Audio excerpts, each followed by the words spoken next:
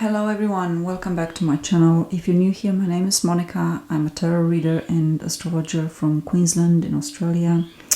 And today I'm doing a deck review. I haven't done one of these in a while. Part of the reason is that that's not really the main focus of my channel. The other reason is that I don't I don't like a lot of the newer decks that are coming on the market. So I also only want to feature decks that I really value or find really interesting or unique.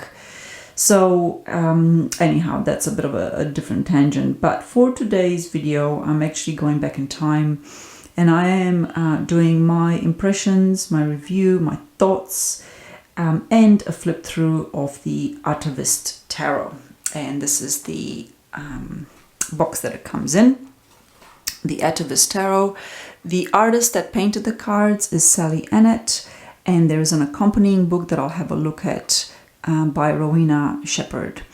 Now, if you're here just to have a look at the card images, I'm going to put a timestamp in the description box below with the full flip through of the 78 cards, and you can just skip to that.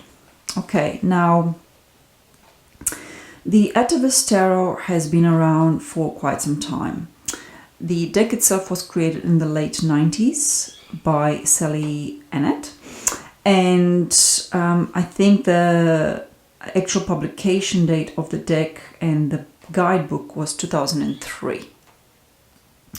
Now, before I go on to talk a bit more about the the deck images and the book itself, I've got the cards here, and I'm going to start flipping through the major arcana just so you've got something to look at while I'm giving you my thoughts on the deck. This is the card back. So the card backs are quite unique in that they feature some of the cards of the deck. So we've got 5 by 5, so there's 25 cards here from the deck that are shown on the card backs. And just very briefly, the card stock isn't the best. It's actually quite thin and quite it feels flimsy, but because it is laminated, it will stand the test of time and it will stand shuffling. It's got quite a strong laminate to it, so it's not matte.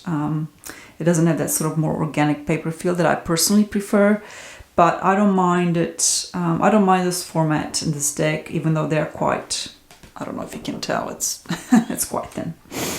So, and with regards to card size, they're also a bit wider. They're a bit bigger than the like your standard Rider-Waite deck. Now, the card images.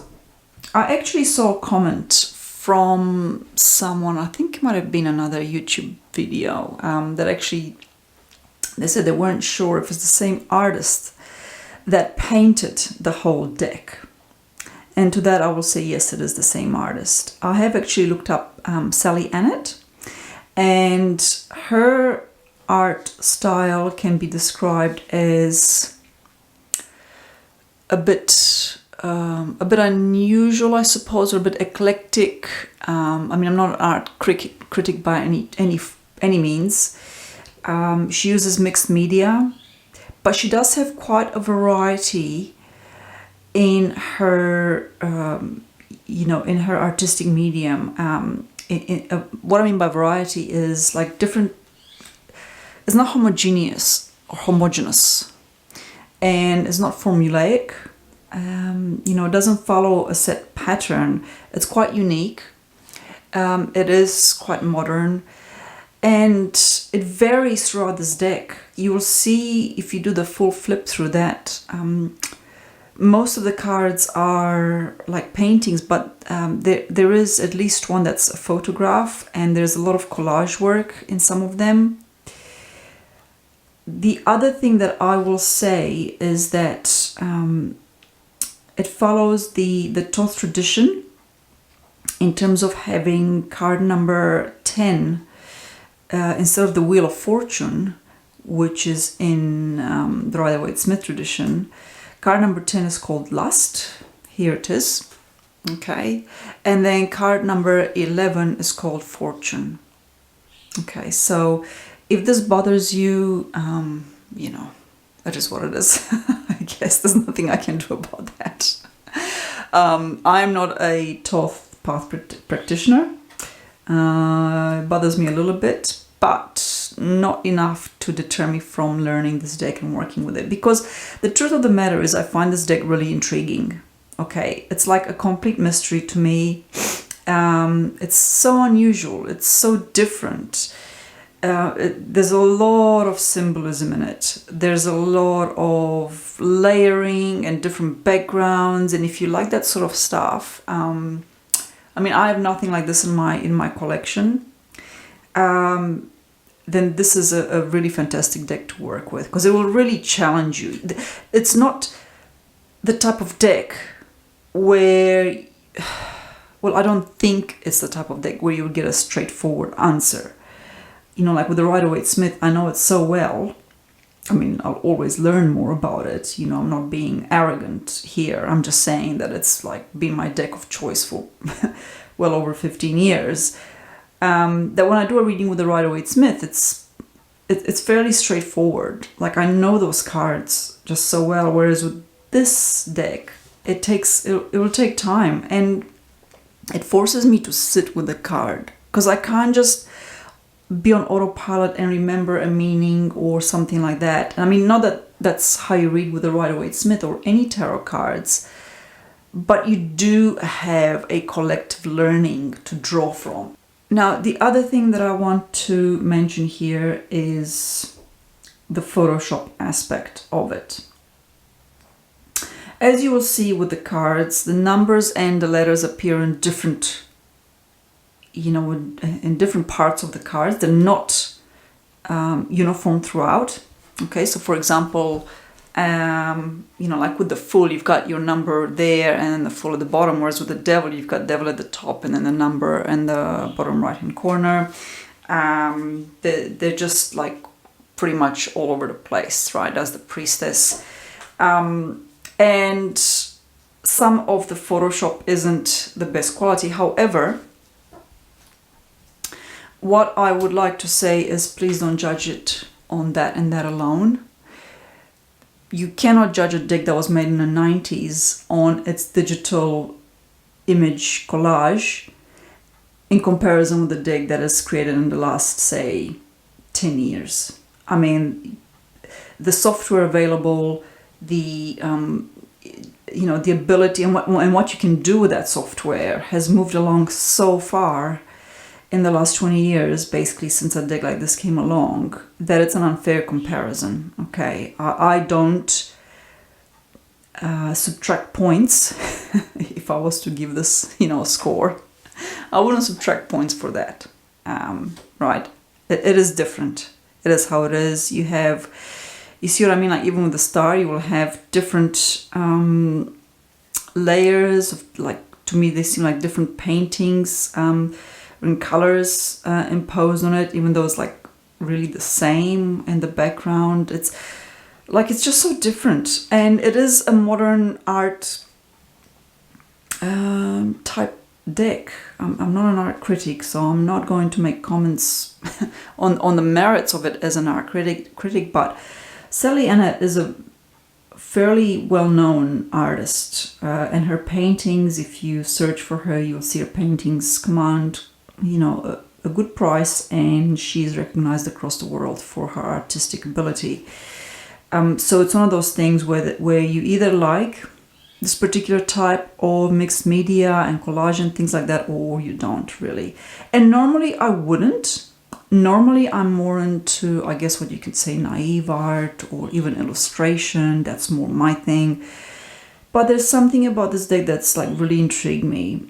And not just because it's one of the earliest decks or earliest sort of modern decks out there, you know, the late 90s. It's that time period just before everything exploded in the tarot world, really. So, excuse me, with that said, I think that this is a great deck personally. I do like it, despite its idiosyncrasies, despite how unusual it is, despite, you know, the terrible digital collage in some places. Maybe I like it because I just can't make sense of it at times. Like, it's just so incongruous in some of the cards and the art, right? You've got photography, you've got painting, you've got collage, you've got all sorts of things going on, right? You know, despite this thing with the numbers and the letters like that, that's a 2 of Cups, right? And then we've got it right up there, 3 of Cups. I mean, I have a feeling that decks like these will, you know, as time goes by, there'll be like one of those, you know, like sort of almost like historical type decks in the tarot. Like, this is what the early, you know, digital decks look like, right? Within this particular art style. But I'm fascinated by it, to be honest. Probably because my library, there's so much of the traditional Rider-Waite Smith, and that's really what I stick with for readings for clients. Like, I would never read with this for a client or anything like that, or at a festival. To be honest, I'm just too scared that it wouldn't work. Even though I did see someone, I think it was on the Eclectic Tarot website, one of the reviewers actually said that she read with this deck when she forgot her other tarot deck. She had a day of readings, and this was the only deck she had because she forgot, you know, the others. And she actually said that it read really well and made for some really interesting conversations. So there you go. Maybe one day I'll be brave enough to attempt that. But yeah, I mean, it's just so different. I don't know what to make of it. I like it, but I'm a bit intrigued, and I just don't know. I really don't know what to make of it, to be honest. I would love to see this deck republished and retouched and redone with all the modern ability of, you know, like modern software, but also modern printing processes for cards and cardstock. The cardstocks come along such an incredible way. I would like to see something not as laminated, not as plasticky, and not as sort of bendy, right? You know, that's, I mean, look at this, the Girl of Cups, which is the equivalent of the Page of Cups. You've got the writing right in the middle of the card. I don't appreciate that. I think it could be either there or there. That's just me personally. Then we've got the Boy of Cups, right? You've got the writing right on the bottom. So it's all over the place in that way. And I don't know whether this was done on purpose or it was just because they felt like they couldn't fit it in or something because of the program that they were using. I don't know. I really don't know. But anyhow, I'm going to wrap going through these images here, but I'll do the full 78 flip through afterwards. And just a quick note on the book. So if you get this deck, a couple of things. It's been long out of print, but it's not too pricey still. Like, you can get a copy for, I don't know, around $100+ on Amazon.com and quite a bit less on Facebook sites, which is where I got mine from. And I would highly, highly recommend you obtain the book that was written by Rowena Shepherd that accompanies the deck. It is an excellent book. Let me just move these out of the way.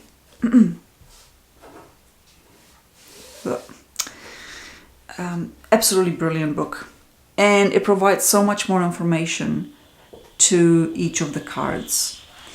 It has some spreads and like really good introduction material at the beginning, spreads for you to try, and then it goes on to the cards and it provides, like I said, a lot of information. There's description of the card in case you can't figure out what the card is about, like me sometimes with the deck it will happen. There are keywords, there's a divinatory meaning, there's advice, there's a question to prompt you to explore the archetype or the meaning of the card, and then there's a big description on the concept of the card, right? And then there's also like lots of symbols. Like there's a lot to gain from working with the book. And then you also have the back, you have information on the history of tarot. There is a lot. There's a lot in this book. Links to astrology, links to the Kabbalah, links with magic, links with gypsies. I mean, I love it. I really commend them for, first of all, for just having the courage to create a deck that's really like no other. It's, you know, no matter how unusual it is, and this will not be everyone's cup of tea when it comes to the artwork. I get that, right? It's not going to be for everyone. But, you know, artists, they don't create for everyone. They don't even create for anyone. They have to be sort of true to themselves and authentic to themselves. And from that point alone, I really value this deck. But it will take me some time to get comfortable with it. And I would like to really commend the author for creating such an excellent guidebook. I think it's absolutely brilliant and really a really valuable study tool when working with this deck. I wouldn't work with this deck if I didn't have the guidebook. Not that the point of the guidebook is to be your first quick go-to thing when you read with a deck like this. Because I think the whole point of having an unusual deck that takes you out of your comfort zone is that it gets you to flex your intuitive muscle. For me personally, it gets me to have some patience, which is like nearly impossible. I'm a fire sign, and yet I keep trying. So for me, it's like about sitting with the card and exploring it and the colors used. You know, there's a lot of sort of like, I think, color theory in here. And the way that the artist has used colors and what colors mean and things like that. There's just a lot to decipher from some of these images, okay? So, with all that being said, I'm going to wrap it up now. I would like to thank you as always for joining me and for supporting my channel. And let's have a look at the 78 cards.